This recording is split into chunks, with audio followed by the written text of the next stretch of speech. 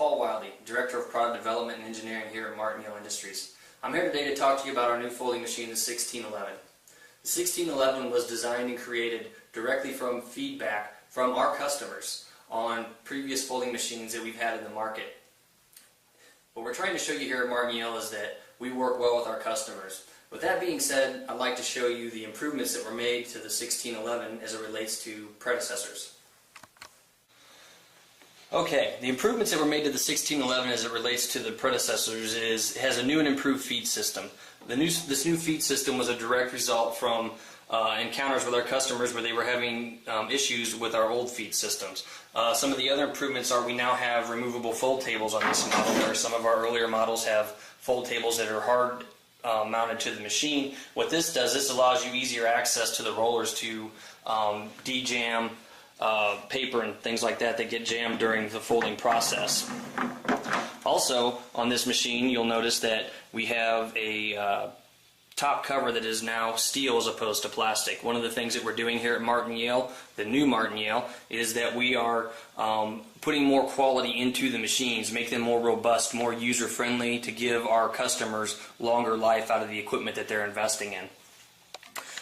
Also, what you'll notice on this machine is you see a color coding chart here, and it's by paper size, 8.5 by 11, 8.5 by 14, and A4 for our European users. And that color chart corresponds to a color chart here on the fold tables, and so this tells you where to set the fold stops based on what kind of fold you're trying to do as it relates to what paper size you're trying to do.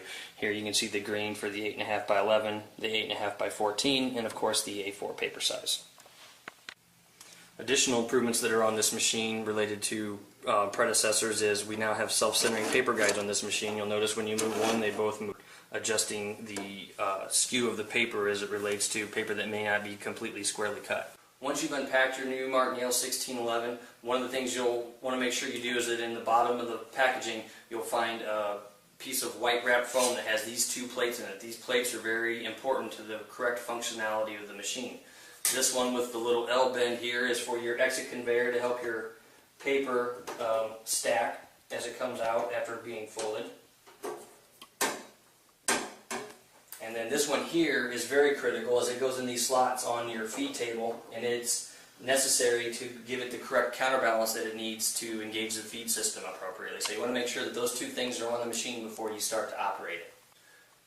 Okay, once your machine is set up and ready to operate, you simply square your paper up, load your paper into the machine by pressing down slightly on the fold table, letting the paper come to rest. You've set your paper stops according to the type of fold that you want, and you're ready to operate the machine.